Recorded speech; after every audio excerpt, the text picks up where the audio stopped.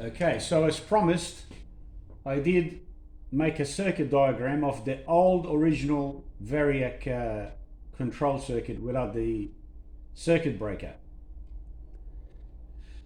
And this is the way I had it wired in the old system, if anybody's interested. If let's say you want to have the same thing without the circuit breaker. So I had the power plug. It's gone through a 10 amp fuse. And then it switched on a double pole switch, cutting the active and the neutral. And then it fed the Variac transformer. The output of the Variac transformer went to an 8 amp fuse to protect the windings of the transformer. And these relays are the old relays for the scale of the analog meter, and which use the current transformer. So they switched on the primary on the current transformer, and then the secondary read the current. So regardless of the contacts being worn, as I explained before in some of the other videos, that and the current was lower because it's not making good contact, for example, I still read the true RMS readout of the current being drawn by the load, because it affects the total current of the load, so I'm always reading that. So that's why I went for this idea regarding the scale.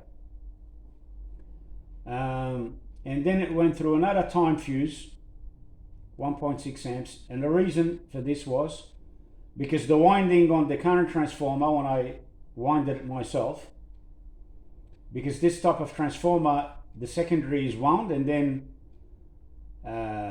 you need to wind the primary. So I used a smaller gauge wire because I thought I could not fit the rest of the windings, being that I need a lot of more turns. Excuse me. And to protect those windings, I had to put an extra fuse. So that's that. These relays were a 100-volt relay. So the power to the relays, I had to go through a 6.8K resistor, 3-watt resistor, to limit the voltage and the current of the relays. So that's the rotary switch. Okay, it's not a real proper rotary switch in the diagram here, but I couldn't find one for the diagram to show, so I set up these. So it had a common, it was a double pole rotary switch, which reason why I used that, because I had a low voltage circuit to turn on the LEDs, and then I had the high voltage AC circuit to turn on the relays. But it's in sync, and that's how I changed the scale. And the LED told me which scale I'm in. And then from the main switch as well, it went through a 0.1 amp fuse to power up a transformer here, to be able to have a 9-volt power running through this voltage regulator. So it's rectified to DC, and then I've got 9-volt output smoothed out by these capacitors to be able to power up the digital LED display meter, voltage meter, that I had in the old system, and also that 9 volts through a 390 ohm resistor fed the LEDs to tell me which scale I'm on, whether 0.5, the 1, the 2.5 scale, the 5 amp, and the 10 amp scale.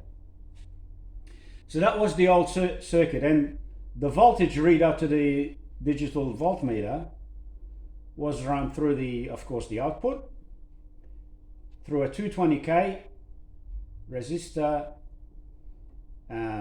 which went through a diode to rectify it to DC. So I was using the half wave and smooth it out by this capacitor, 0.47 microfarad, 450 volts.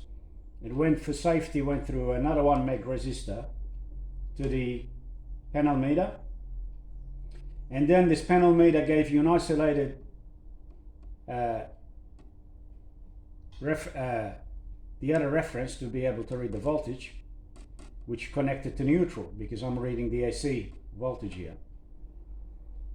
And then it had a separate ground connection for the input voltage to power up the LEDs for the meter. So that's how it was. And the disadvantage with this system was, if I leave the load on and I don't turn it off, or I don't bring the voltage down on the Variac, meant if I switch the scale while the load is on, I was getting arcs between the contacts of the relay, because you are breaking the load each time you switch from one scale to the other, which meant if you have a high current load, you're going to have a little spark on the contacts when they meet. And on the new circuit, just to show you here again, on the new circuit, I don't have that problem, because this is part of the new circuit, which you will see later on. The relays are controlled, this time they're a 12 volt relay, and they're controlled by the microprocessor and a relay board circuit. Before when you change scale, if you're gonna jump from, let's say, 0.5 scale to 2.5 scale, first, while you're still having the 0.5 energized on, turn on the 2.5, and then 50 milliseconds later, turn off your last scale. Therefore, the load is never broken. You never open circuit, because I made the second relay that I'm going to go to turn on while still having the last scale relay still energized, which means the load stays on. Therefore, I will not have an arc or a spark on the contacts. And that was achieved by using the microprocessor, which is the PIC chip that I used to control the scale of the analog meter reading. So that's it. Okay, thank you. Okay, continuing with the power supply here, the Variac. I'm still in the process of making the front screen, which I drilled pretty much all the holes. There's probably missing a couple of holes here and here, just to attach that securely to the frame. But I'm in the middle of creating a little circuit board to hold the switches, the control switches. So I'll show you that. Well, maybe also I should show you here.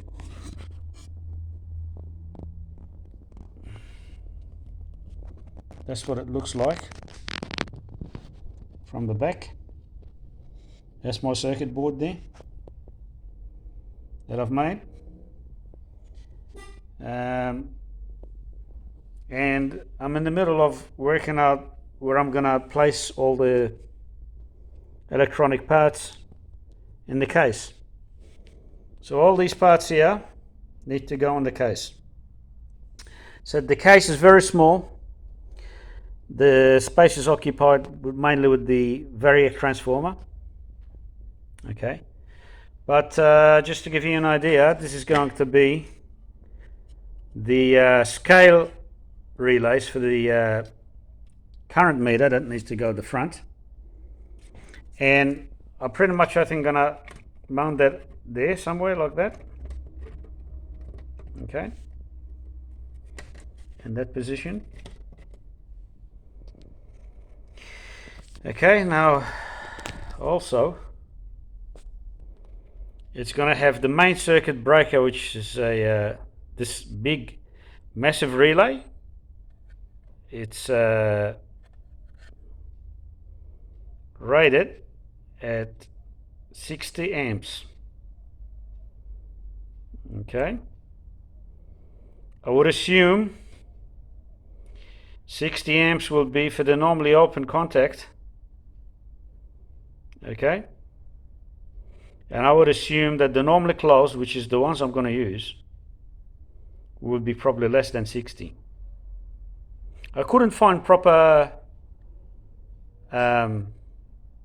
specs for it, but you can see it has quite a large contact, which is ideal for my circuit breaker. But also, I am putting one of these solid state Variac relays. Okay, this has got a zero crossing reference switching point built in it. The only problem is that this is a cheap Chinese product, which means it could actually blow up and catch on fire, which is probably not really ideal, is it? But my circuit incorporates these two work together. If this fails, that will be around 10 milliseconds behind this in cutting the power off. Okay, so what I'm intending to do is, I had bought this a while ago, some years ago. I never used it, but I'm intending to buy a better type, something that can handle a short circuit. I'm sure this probably cannot. Okay, to be safer for my instrument. So I'm in the process of looking up a better quality one than this. This is rated at 25 amps, though I have seen some videos on YouTube, which I thank the people for making these videos, where they took these apart, and the Variac was not rated at 25 amps as they say here. It was only like rated for 12 amps. Though my unit is never going to go more than 10 amps. Okay, but in a short circuit, for those milliseconds, the current can go very, very high. And if this starts burning, okay, will melt. I've seen these. People have filmed these. Charcoal black, melted halfway. The whole thing was melted, actually, pretty much. But how I said, I've got another safety relay that is going to cut the power off as well. Reason why I don't want to have just the relay is because the relay have a longer delay in switching off the power. This is around 10 milliseconds. This will be around probably 20 milliseconds. So this will be 10 seconds behind this, something like that. I mean 10 milliseconds, not 10 seconds. 10 milliseconds behind. And also, it's so when you have a normal break trip point, this is going to trip first. Okay, hopefully I'll buy one that it's more reliable and made better, and therefore I'm not damaging the contacts by having a small arc in there. Okay, that's why I'm doing this. So that's my LCD screen, which is going to go there, and then the analog meter there. So now I'll place my camera here on a stand. Okay, and I'll give better explanation here of what I'm doing.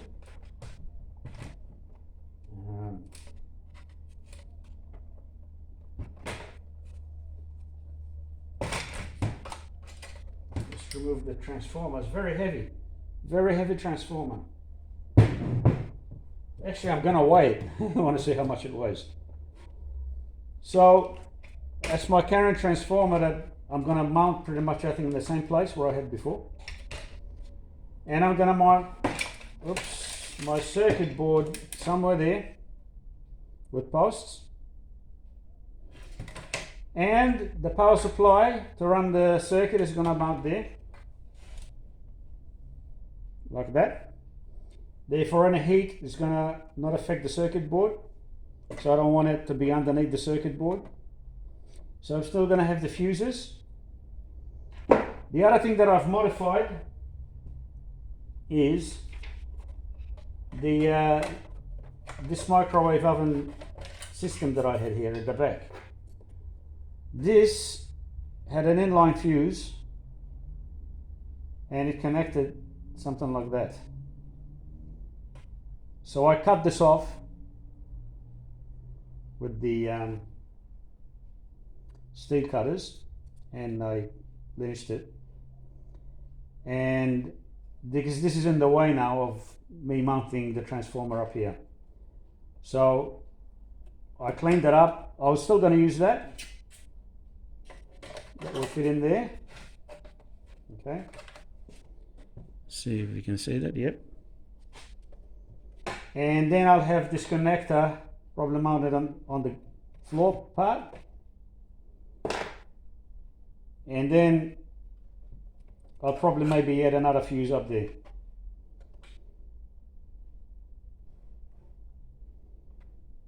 Yeah, or maybe I might be okay with just 2 fuses. So the switch panel here, which is going to look something like that. Huh? I've actually added an extra switch that I wasn't going to have before, and I'm going to have, if I want to change the scale manually, I can. Instead of it starting from the lower scale on the 0.5, for example, I'm going to have it where I started on, if I want to start it on a higher scale, I can. So it's still going to be digitally controlled. Okay.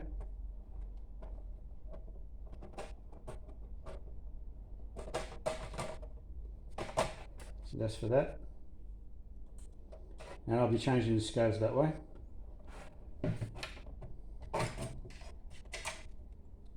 So I'll show you the board that I made here. Just remove this.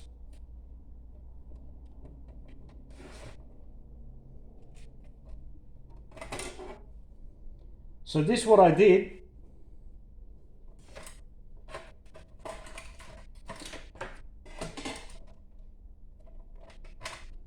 That's what we got here. So I've made, this is from a pre-made board here, and I glued these together with super glue and fiberglass powder. Okay, solid as, to be able to hold the switches there. They're soldered in there and they line up perfectly in my holes. And what I did here, remove this, I've put these posts on here. So I fitted the post for the LCD screen. It's going to mount there, and the switches, these 3 posts. So those switches fit in this way. Okay, and the rotary switch fits on the top here. Okay, remember this got old holes for the old system that I had, and I've made everything plugged, so I can unplug the rotary switch from this board if I want. And here these plugs will plug into the circuit board, into these plugs here. Okay, so everything's removable. But the way I've mounted them, I've used these flat screws, which they're an Allen key type. I mean, they don't have to be like that. I just happen to have some of these that I bought some time ago. They're very flat, right? So they don't protrude, maybe 1 mil. from height. So what I did, instead of having the screws coming all the way through here and then it's going to look with screws, okay, they're going to be hidden behind this. So all I had to do is,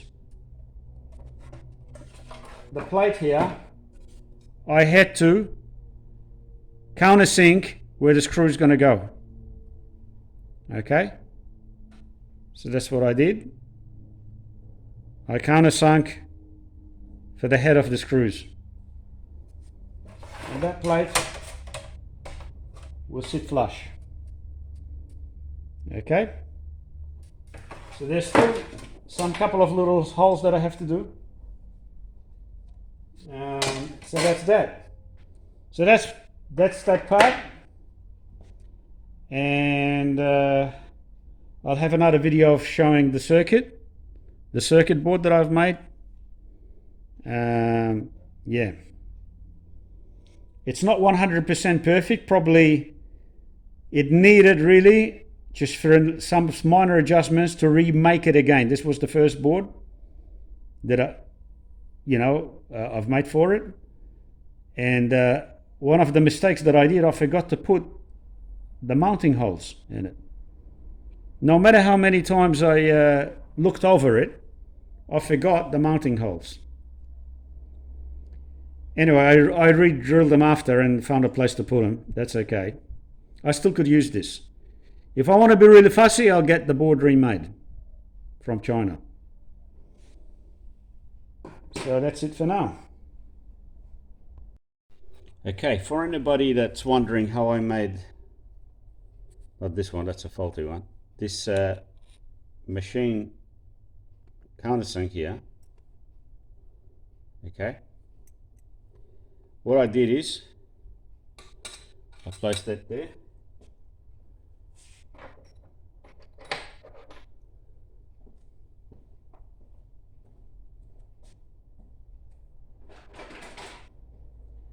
let's say you worked out where you need to do the countersink. So you have your center punch, the middle of it, and you do a little pilot first with the drill. Okay, just to give you an example, because I didn't get to film this. So you do a small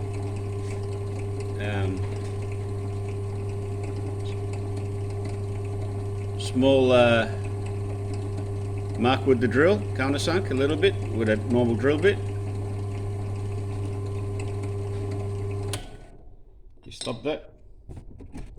And then what I did, I got an old drill bit, okay,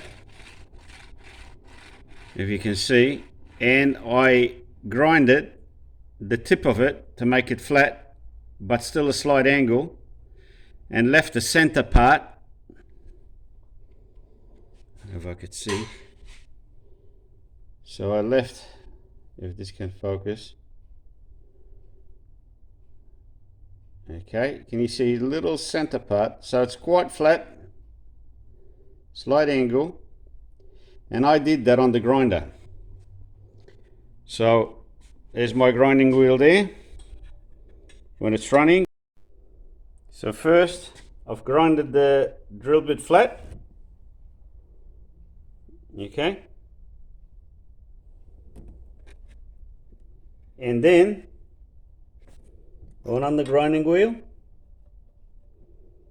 and as I said, flat first, then gave it at a bit of an angle there, halfway out the other side, a bit of an angle there, and he'll end up, if this can focus, okay, with a slight pointed in the middle, and that will be as your guide.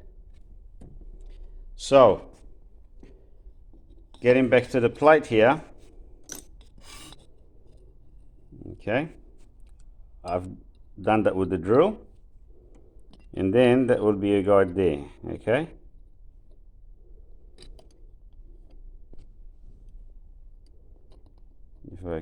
anyway, I will show you. Put it on the drill bit, I mean on the drill press.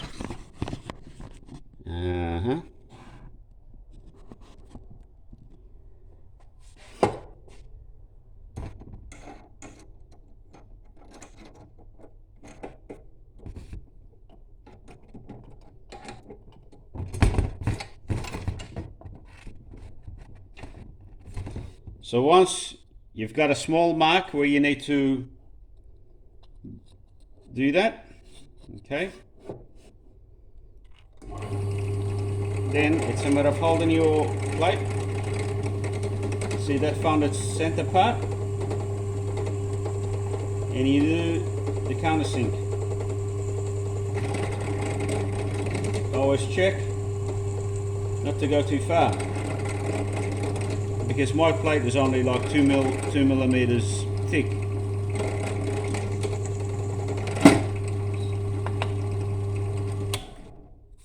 And then you'll end up with that. Okay, you can see how it is. And that's how you can get away without buying a special tool that does that. You can do it with a drill bit. If an old drill bit you don't need or worn out, you can use it for that. With the Variac components, and these are the relays I'm going to use for the scale of the meter, as I explained. And just a bit of advice on these connectors here, that a lot of the Chinese product seems to putting these type of blue connectors on here. They're actually not good at all.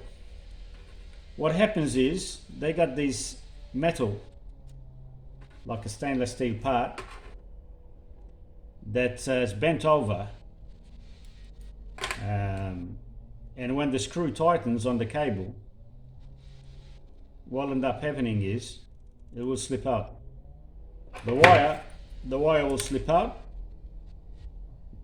and you can never get a good tight, the cable secure enough, because this metal, which looks like stainless steel or some sort of hardened steel or spring steel type, the way it's designed, it's a block, it's a squarish which fits in there, and when it tightens, automatically it goes into an angle. It starts angling out. In actual fact, it actually pushes the wire out. Right? So it's not designed properly. So the only solution is to take these off. You have to rip them off. So what you do is, I'll just do one here. You unloosen the screws that you want to take off. Okay, completely. It's not that easy to take off, but you can do it. Then you need to pull the steel out. Okay, pull it off like that and straighten it. Okay, and then you need to push the screw with a pointed strong part, a tool. There you go, and you need to push the screw and the screw will pop out. Then you pull the tag out. There it is there. Okay, this is not good. It's a bad system, bad design. In actual fact, even the screws, they're so poorly made that in most cases the screwdriver will slip off it. It hasn't got a proper head on it, and the part where it tightens is not flat. It's some of them angled, so it's never going to be good. So really what you need to do is put the screw on a vise, give it a bit of a file and make it flat. And don't use the tags. solder the wires, don't over tighten the screw so you don't cut into the wire. But definitely this system is not good. You cannot hold a wire with a polished material, steel, spring steel. It will slip out. If this was made out of copper, the tag, maybe it might work because it can take shape, it can flatten, it's soft. This steel is too hard, therefore it can never work properly. So that's the only thing wrong with that. And on the circuit here, what I did, okay, I ended up soldering, let's say the terminal of the relay is there, and it goes to here on the circuit board. I ended up soldering a piece of wire from that point to there, because though the relay is rated 10 amps, this circuit board from that distance is not gonna, it's so thin, the copper on this, it's not gonna handle 10 amps. So if there's a short or something, the track's gonna blow out. So I don't want that to happen. I want a good current here where it can handle the current, so the fuse will blow instead, not the track. So that's another bad design there. And then what I did, I put some Captain tape here for insulation. That's all. Okay, so I have printed out the sticker. It's a vinyl sticker, and printed it off my printer at home. The print comes up pretty good on these vinyl, glossy vinyl paper, and the biggest problem is sticking the sticker onto the aluminium frame, because you only have one chance at it. Once it sticks, if you try to pull it off, you'll get lines through it, like a cracked sort of finish. It cracks the actual surface of the where the print part is. And so that's this was the second go, because the first one didn't work out good. And it's not perfect. So at some places there's like little something, maybe dirt that got stuck underneath the sticker. Doesn't matter how much clean, not unless you're in some sort of special lab where there's no dust or anything. Very hard to get it right. So I just have to accept that it's not going to be perfect doing it this way. These stickers, you cannot really put water. You can't do a wet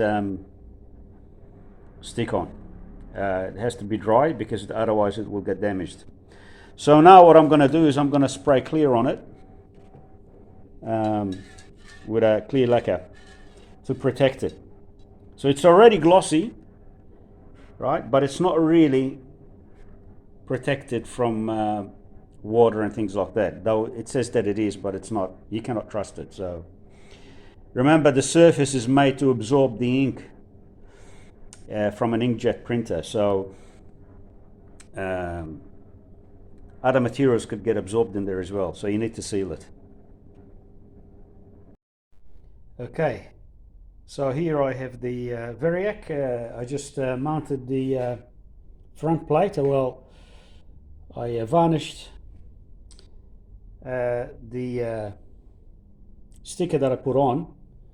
I did have an issue with it. It came, at some places it came a bit like changed the pigmentation of the surface of the print.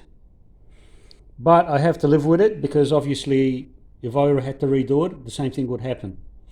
Maybe the type of clear coat that I'm putting, it's affecting the print inks. Could be an issue, I don't know. But I'm just going to leave it like that. So I've had experience before where you redo it, then something else happens, you redo it, and it's never ending story. So when you do some things like this, printing on vinyl, and you stick it on, it's very hard to stick on at the correct place on the aluminium plate, because once it sticks, you cannot unstick it and adjust it. And but anyway, yeah, I've got this blotching. I'll show a close-up of that. So you see that's what happened. I don't know why that is. It's like it's stained, but it's underneath the clear. It's almost like a bit of a design, I'll be honest with you. So that's as good as it's gonna get. So I've put the switches there, and I've put the transformer in, and just to show you, it's still, I haven't put the circuit board in yet, so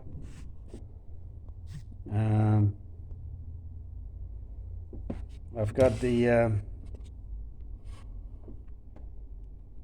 back of the circuit of the switches there, and the rotary switch. Maybe that's a better look there. Okay, so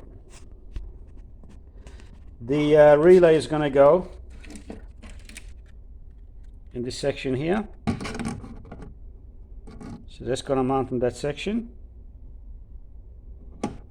and that's the main circuit breaker with, and the Variac is going to go in that heatsink there, something like that. Sorry. Okay, and I've got the relays to switch the scales. So what I did is the comment, I've joined them all together here on the circuit board, and just done this for insulation here, and at the back there I've got insulation here as well, and so that's going to mount there. Okay, and the circuit board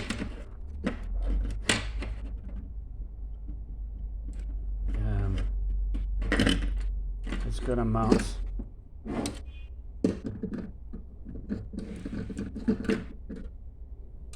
just here.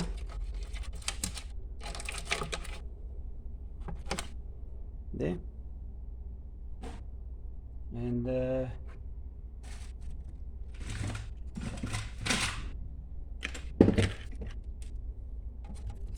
transformer goes there.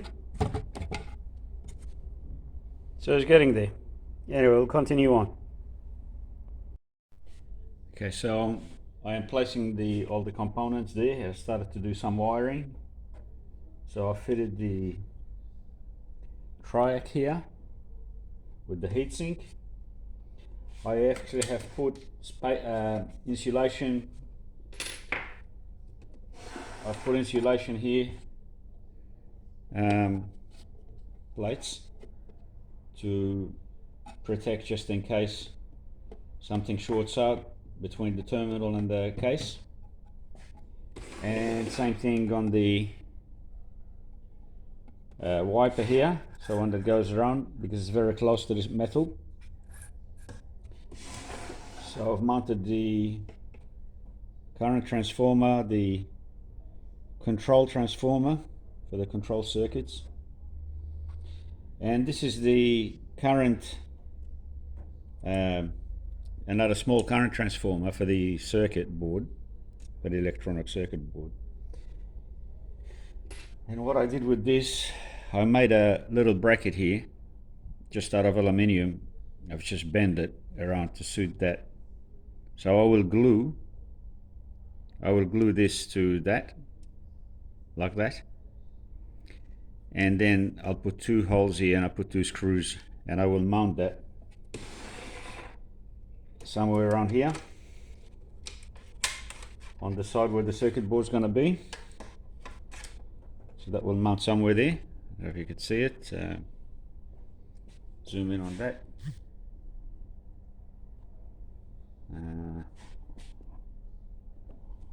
So just as a reference, if you can see it, I will mount two screws, one there, and that will run the output wire through it to measure the current draw. So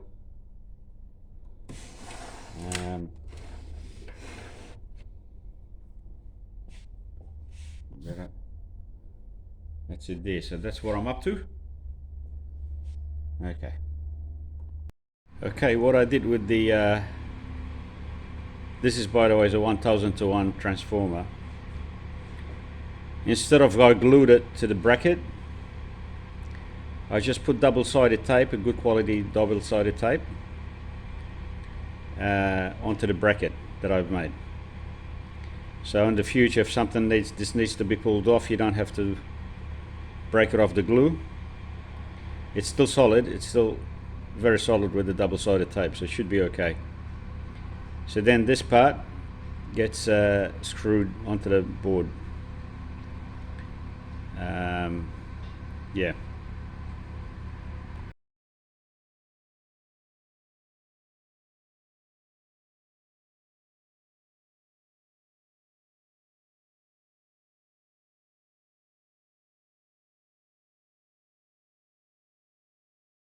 Okay, so I've mounted a lot of the components in the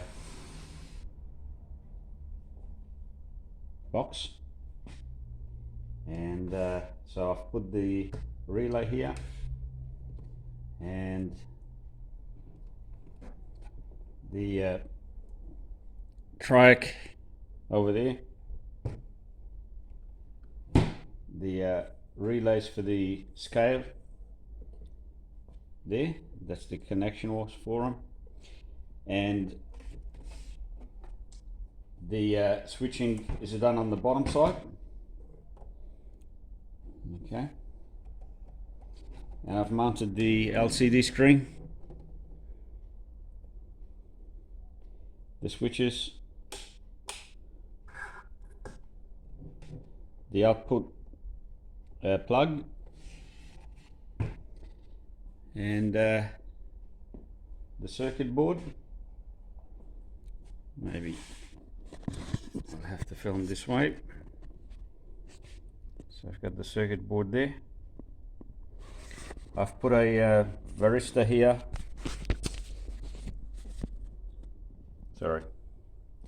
Varistor on the primary side of the transformer. I've got a varistor on the relay, got a varistor on the Variac, and I've got a varistor here, which is the actual output of the transformer,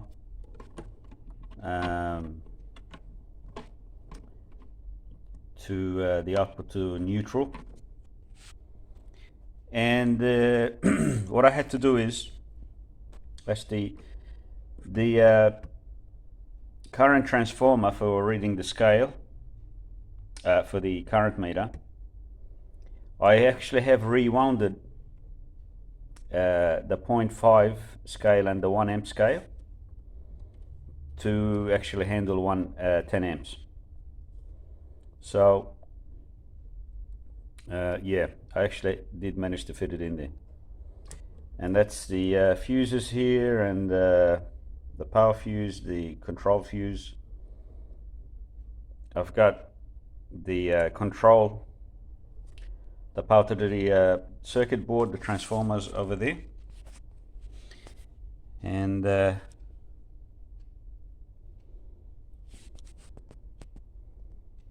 right, so that's what I got there.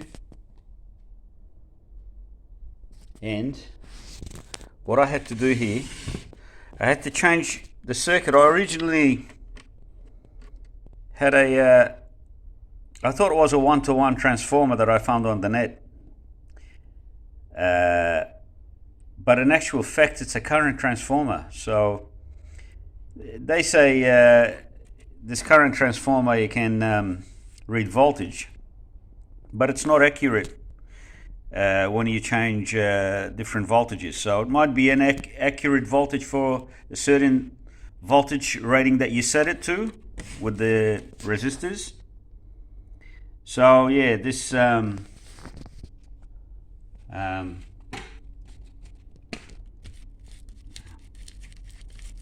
it was one of these. A ZMP T107, if I could see right, because I haven't got my glasses. Just reading off the camera here for the phone.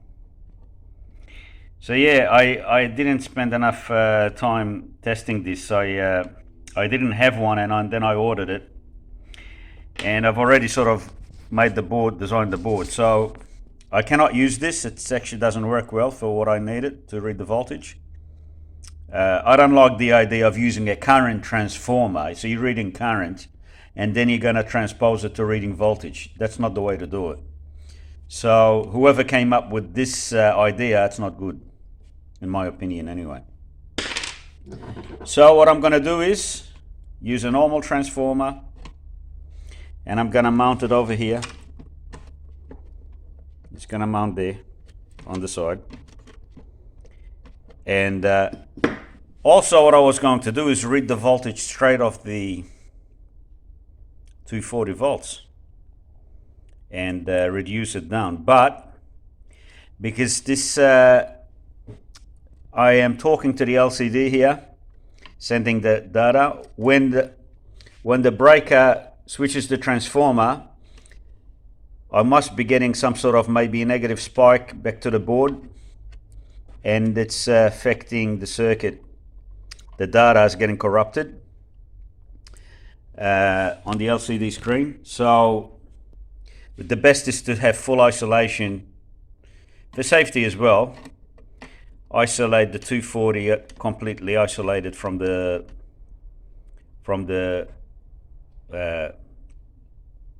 DC circuit. Okay, and here's a view of the circuit board.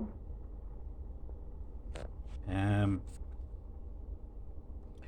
have the negative 2.5 regulator, and there's the deck over here.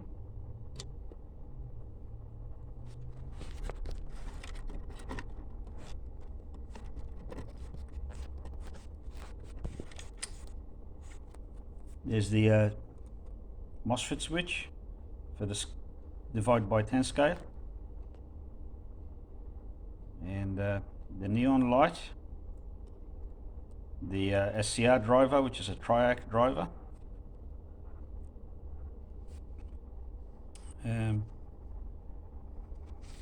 the op amp for reading the current, precision rectifier, the quad op amp, the PIC chip, CD4040 here, and there's another op amp to read the voltage, which is the TLC 272, the one that I've used.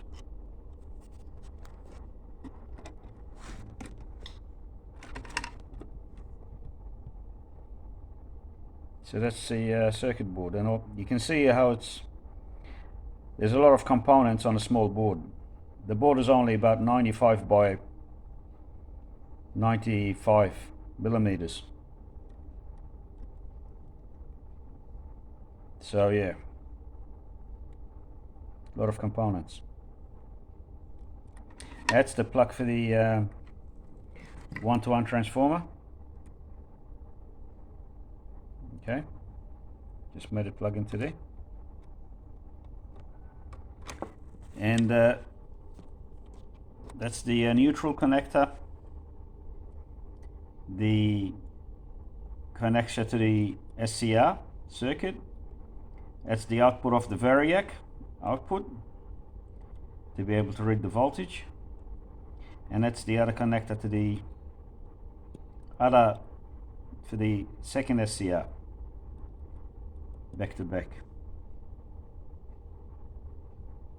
And the neon light will give you an indication that there's power of the SCR.